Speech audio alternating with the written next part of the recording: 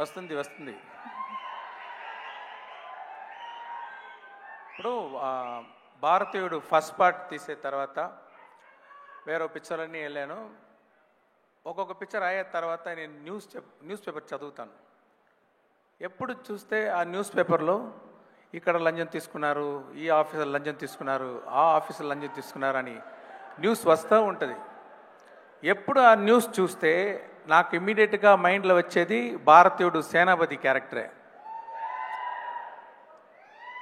కానీ ఒక్కొక్క ఫిలిం అయ్యే తర్వాత న్యూస్ పేపర్ చూస్తే ఇదే మళ్ళీ భారతీయుడు రావాలి అని మైండ్లో వస్తూ ఉంది. కానీ పర్ఫెక్ట్ స్టోరీ రాలేదు. 2.0 టైంలో నాకు స్టోరీ కరెక్ట్గా సెట్ అయింది. సరే ఓకే ఇది చేసేద్దామని కమల్ గారి దగ్గర వెళ్ళి స్టోరీ చెప్పాను. ఆయన కూడా నచ్చింది.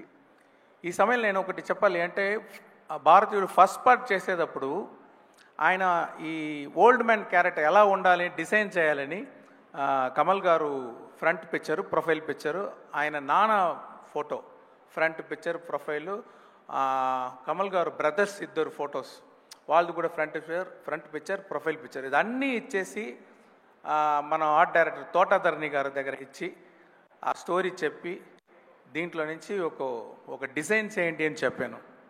అప్పుడు తోటాధరణి గారు డిజైన్ చేసిన ఆ స్కెచ్చే ఇప్పుడు సేనాపతి క్యారెక్టర్. అది ఆ స్కెచ్ చూసేది వెంటనే నాకు గూస్ బంప్స్ వచ్చేసింది. అక్కడ మనం ఇమాజిన్ చేసిన క్యారెక్టర్ అంత బాగా వచ్చిందని. అలాగే భారతీయుడు ఫస్ట్ పార్ట్ షూట్ చేసేటప్పుడు ఫస్ట్ డే ఆయన ఓల్డ్ మ్యాన్ మేకప్ వేసుకొని సెట్కి వచ్చారు. చూసిన వెంటనే గూస్ బంప్స్ వచ్చేసింది. అలాగే 25 సంవత్సరం తర్వాత ఈ పార్ట్ 2 చేసేటప్పుడు మేకప్ టెస్ట్కి ఆయన గెటప్లో వచ్చేటప్పుడు సేమ్ గూస్ బంప్స్. మీకు కూడా అది వస్తుందని నమ్ముతున్నాను నేను. అది మాత్రం కాదండి, ఇప్పుడు సెట్లో షూటింగ్ చేసేటప్పుడు ఆయన కమల్ గారు నాకు బాగా తెలుసు. కానీ ఆ గెటప్లో వచ్చేస్తే అబ్బా భారతీయుడు వచ్చేస్తారు అని ఒక రెస్పెక్ట్, ఒక భయం, ఒక కాన్షియస్ ఉంది. మనం ఇక్కడే తిరుగుతున్నారు మన భారతీయుడు అని. ఎన్నిసారి చూస్తే భారతీయుడే దగ్గరకు ఉండేటట్టు ఒక ఫీలింగ్ నేను షూటింగ్ చేసేటప్పుడు I gone through that. I strongly believe మీకు కూడా పిక్చర్ చూసేటప్పుడు 28 సంవత్సరం తర్వాత ఆయన చూసేటప్పుడు మీకు కూడా గూస్ బంప్స్ వస్తుందని నేను నమ్ముతున్నాను. ఒక్కొక్క సీను రాసేటప్పుడు ఎంత బెస్ట్గా రాయాలో రైటర్స్ రాస్తారో నేను రాస్తాను. అలాగా రాసి పెడితే కూడా ఆయన వచ్చి పర్ఫామ్ చేసేటప్పుడు ఆ సీన్ చాలా 10 times అది ఎలివేట్ అవుతుంది. అది నేను చూసాను. అది ఆయన స్క్రీన్ ప్రెసెన్స్, ఆయన పర్ఫార్మెన్స్ తోటి అంత బాగా ఎలివేట్ చేస్తారు. ఇంతకంటే బాగా ఈ సీన్ ఎవరు చేస్తారని అలాంటి ఒక పర్ఫార్మెన్స్ చేశారు కమల్ గారు.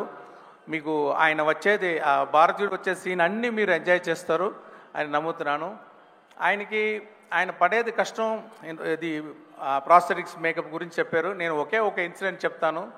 ఒక సీన్లో ఆయన రోప్లో హ్యాంగ్ చేసి ఆయన యాక్ట్ చేయాలి. అంటే 1 షాట్ కాదు, 2 షాట్ కాదు, 4 రోజులు అన్ని షాట్లు రోప్లోనే ఉండాలి ఆయన. ఈ ప్రాస్థెటిక్ మేకప్ తర్వాత అది స్లో మోషన్లో షూట్ చేసాం. ఆ సీను స్లో మోషన్లో షూట్ చేసాలి. డైలాగ్ ఉంది అంటే అది ఫస్ట్ నాగరాలో రికార్డింగ్ చేసి అది 12 ఫ్రేమ్స్లో ప్లే చేయాలి. ప్లే చేస్తే అది చికి ఫాస్ట్గా ప్లే చేస్తుంది. ఆ ఫాస్ట్ సౌండ్ విని దాన్ని కరెక్ట్గా సింగ్ చేసి యాక్ట్ చేయాలి.